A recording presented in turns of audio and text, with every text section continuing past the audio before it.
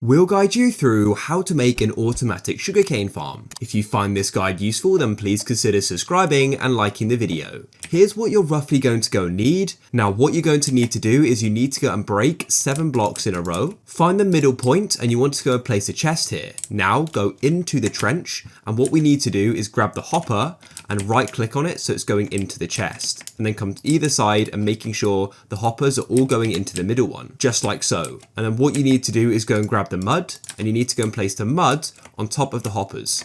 So place it along. Now what you need to do is go and grab your building block and add it to the endpoints, and then leave a row for the water and build along, just like so, and then fill this in with water.